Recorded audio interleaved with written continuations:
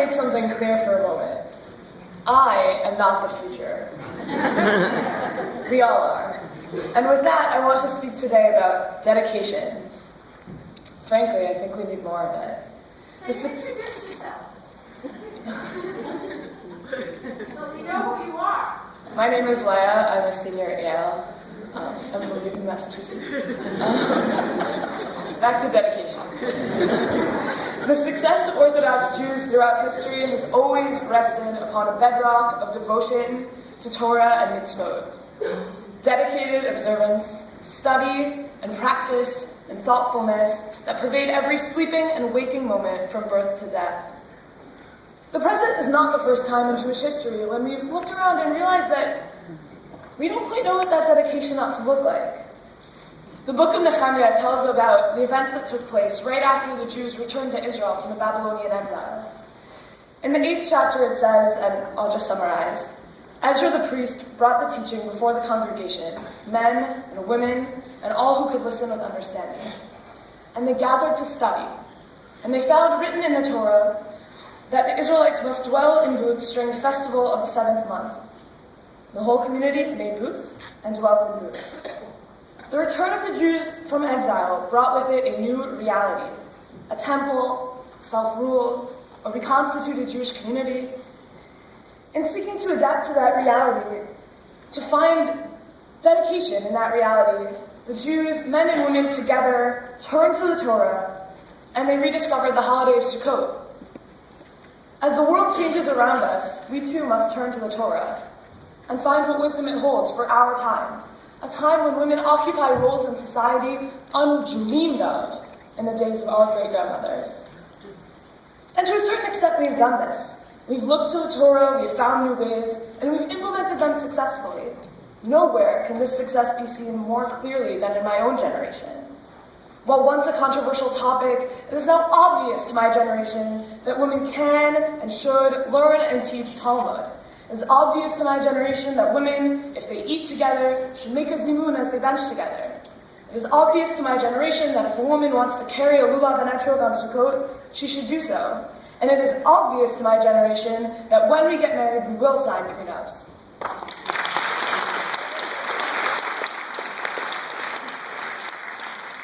And that list keeps going. We looked to the Torah and we found new kinds of dedication. We've successfully begun this Nehemiah-like process, but it is quite far from completion. We see a changed world, one where women participate in the workforce as men do. As my friends and I prepare for our post-college careers, we face tremendous challenges. What kind of career do I want to have? How can I balance my career with that of my spouse? What about children?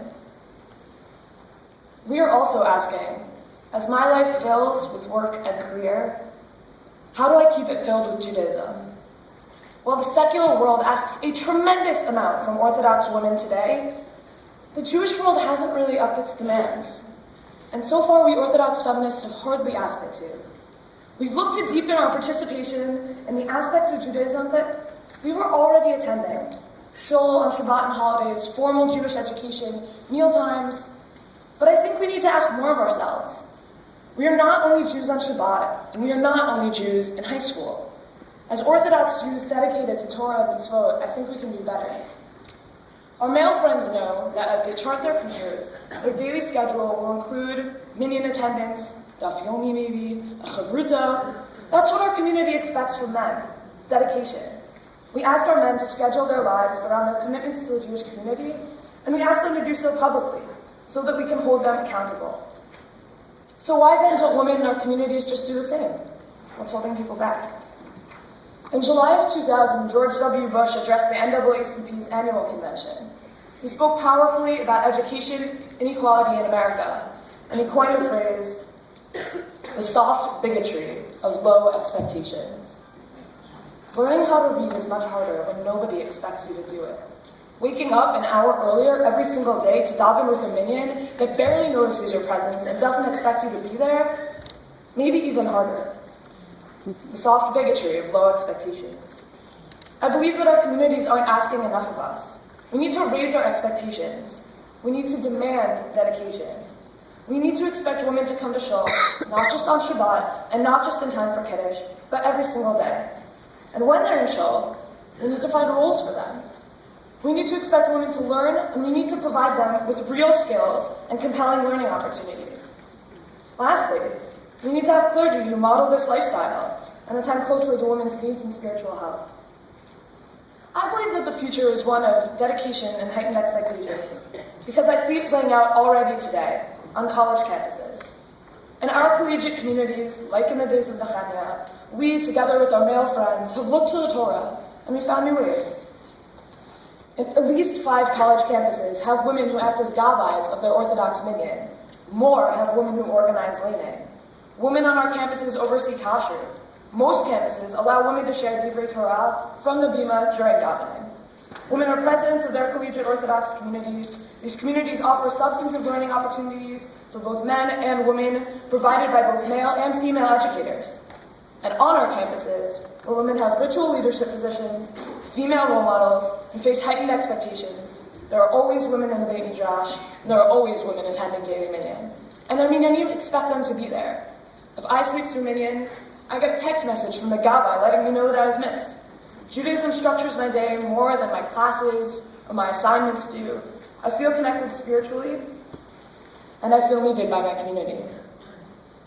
I know that I will have to work hard to recreate this environment after graduation, but I also know that it's possible.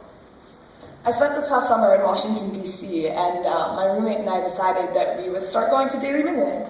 And after a few days, we started getting a special welcome in the morning announcements. we felt like our presence mattered to the people who were praying around us, and it cemented our resolve to plan our summers around a dedication to shul going, and we attended regularly.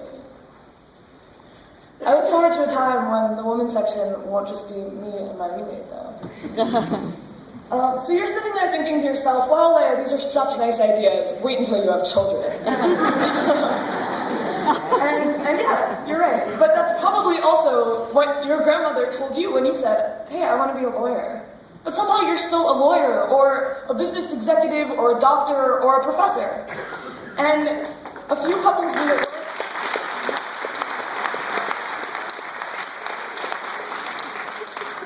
A few couples meet at work, and they modeled it for their friends and their children, and now countless families across the country make it work. So I ask you, why can't we? I want to thank my parents and their generation for the world that they've created, one where this conversation is even relevant. I want to thank them for fostering a reality in which women can have the highest of career aspirations.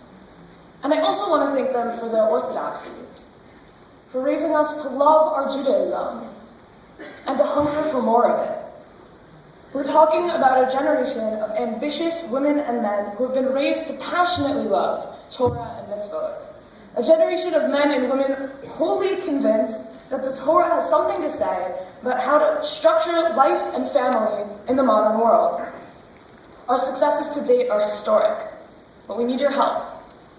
I close with one last request on behalf of my generation and the men and women who will follow.